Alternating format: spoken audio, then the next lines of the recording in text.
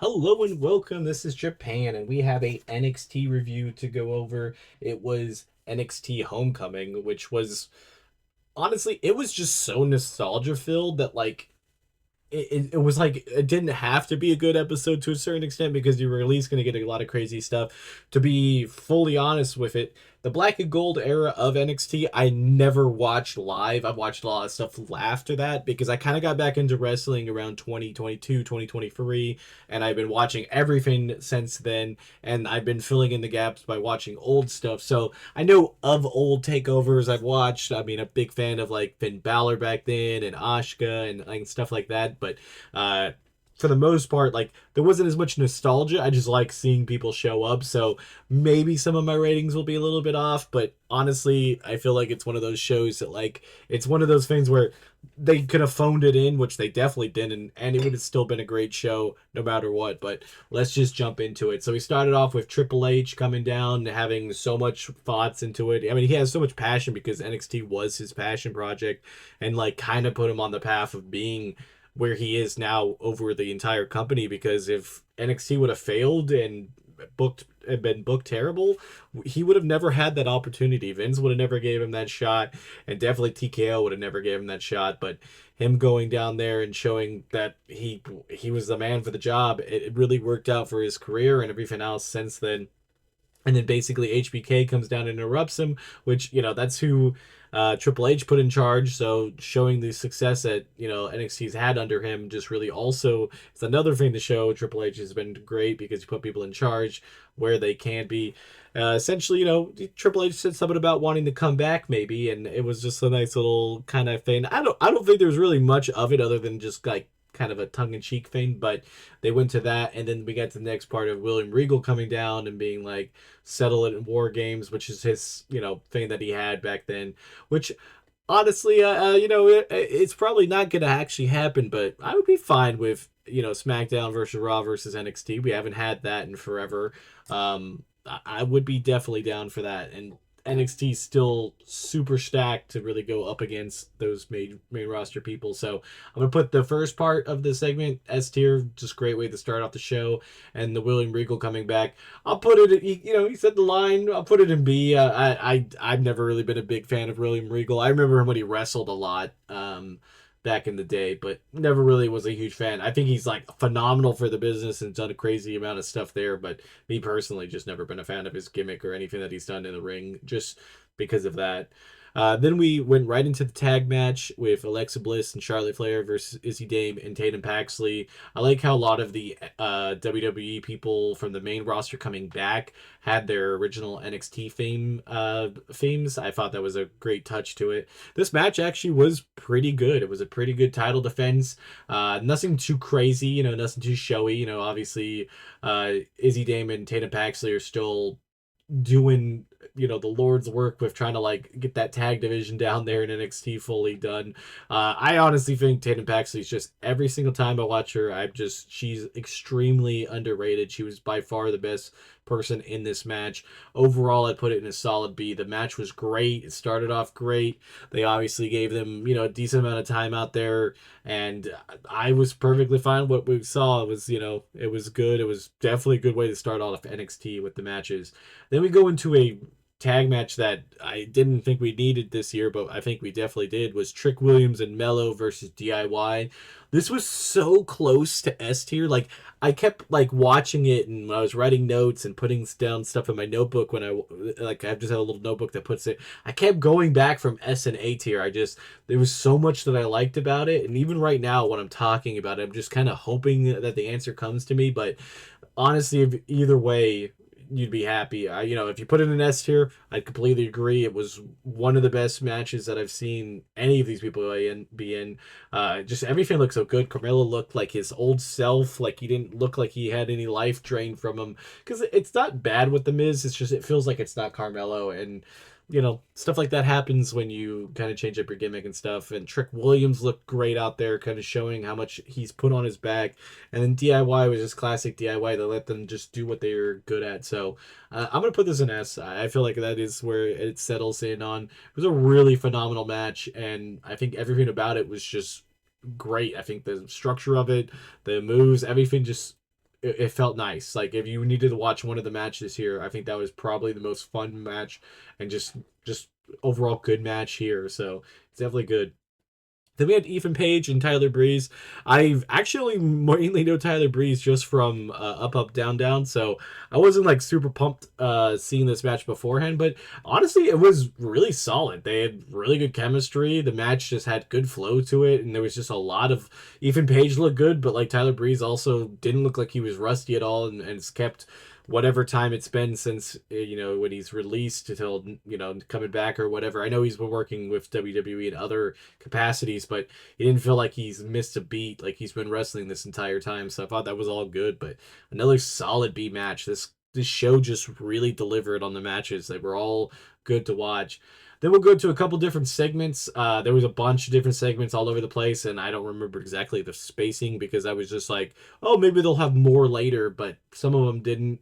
We had Bobby Roode come with the glorious thing in the back with no quarter catch Republic crew, whatever the hell. I always get their name wrong. And then Joe Hendry coming down and Bobby Roode telling Joe Hendry he needs to go for the NXT title. It was a kind of cool moment.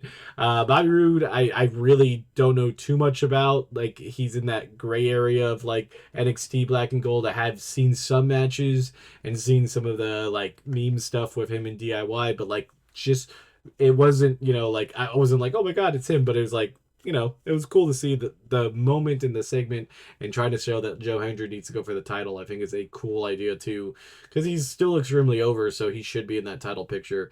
I put in a solid 8. Next up, we had Sami Zayn talking, and then his was Sami Zayn talking, and then Javon Evans jumping. God, who is it? I just forgot who that was that he knocked out. Oh, Briggs. Briggs is just sometimes forgettable. Like, Briggs is weird because I like Briggs's wrestling skills. I think he's a phenomenal wrestler, but his character, and it's meant to be kind of like not great, but it ends up being a little bit forgettable sometimes, and you kind of forget how good he is because of that. But yeah, it had a nice passing on the moment with Javon Evans kind of being like an underdog, kind of like Sami Zayn, so it was a decent person to pick up. I put this in A. I thought it was a good touch, another good rub for Sammy to Javon Evans. So many people have shown so much. He had that match against Randy Orton. There was just so much stuff for Javon Evans that he's set up for the future, I think, of being one of the brighter stars. Then we had Lexis King come down there, and he was talking crap about wanting a lights out match against Miles Bourne. And then Finn Balor appeared. The Demon Finn Balor, like God. I mean, obviously he wasn't in the Demon stuff, but man, I miss that. I do like him in the Judgment Day, and I like parts of it, but I do really hope we get another solo run from Finn Balor before he retires or leaves WWE or something like that. I really hope we get one more title. Like I do want it to be a title run also, but another solo run. I like this part a lot. I'm gonna put up in S tier as being one of the guys I at least remember from those old NXT days a lot of. So I was definitely happy to see that. Then we had Shayna Baszler show up. I mean, she got released, but she's been like kind of working with the WWE in other capacities. But she actually had an on-screen role here to try to tell Zarya and Soul to stay together. I thought it was a nice touch. It was nice, like, oh, there's Shayna Baszler. Shayna Baszler seems like a really sweet and genuine nice person outside of the ring. I've never liked her character, but like it's rough to see because I've seen her do other stuff, and she just seems like a real sweetheart. So nice to see her here. I'll put it up in A. Then we had the Bianca Belair one. They didn't really give her and Montez Ford too much stuff because he was also there. I think overall, like, it was nice to see her and she was in the crowd, but I think she's still limited because I think she's still coming back. So it was good to see her there, but I think it would have been nice to see more of her. I'll put it up in B. I don't think there's anything necessarily wrong about it. Then we had the Grayson Waller effect, which had Ricky Saints and Obafemi just do some great mic work. Ricky Saints is just phenomenal on there. His little monologue speech was just chef's kiss. I thought that was just an absolute just great thing to do there. And then we had Trick come down and say that he still wants that title and that they're gonna do a double winner takes all match, which is definitely going to be DQ with the TNA roster showing up for like an invasion thing, but I'm still going to be happy to see it, and I think this part was a really good thing. Gave Grayson Waller something to do. He was pretty good in it too, so I think all of that's a solid S. Then we get to the main event. It was Rhea Ripley, Lyra Valkyrie, and Stephanie Vercor versus Fatal Influence. Oh my god, that's just a lot of star power. It was supposed to be Tiffany Stratton. She gets subbed out due to injury. I don't know if legit or not. I don't think so. But Lyra was a good person to sub in there. I know they were trying to go for NXT, former women's NXT champions, and they were kind of limited with some of them already being in other matches and doing other stuff. So I think when you think of the large scheme of things, other than Io Sky, I don't think there was anybody else you could have picked other than Lyra Valkyrie. So I was perfectly fine that they did because she's still phenomenal. A lot of people were really upset about it, like seeing on Twitter and like seeing that like, oh, she doesn't have the star power. Even they were saying with Stephanie being like, she just came from NXT, and it's like, it doesn't matter. It's they just wanted champions. They could have picked any women's champion that's been in the NXT era. Like, obviously you would want other people like Bianca Belair and Charlotte Flair, but like they don't fit this. Becky Lynch doesn't fit this. Bayley doesn't fit this. None of it would have fit. It would have been completely just out of the blue because you need some people that are a little bit aligned enough to work as a team, but not enough that it ruins any type of main story. And this was perfect. So, yeah, match itself I thought was really good. Fatal Influence actually really shined too, especially Jasmine Nix. She had a lot of good spots there. And honestly, Fallon Henley did great, and Jace did really good too, and led to at least with Jace trying to leave and Lola Vice coming down there to really, really build that feud. I really feel like it's going to be slept on that there's a possibility that Jasmine, not Jasmine, JC Jane is going to lose that title there. I really didn't feel that way when the match was first originally announced, but more and more I'm like, Lola has a really good shot about winning there, and I think nobody would necessarily be upset with it. Maybe I'm wrong, but overall, I'll put this in a solid A. The match was great, great main event, great show. I'd put the show up in an A.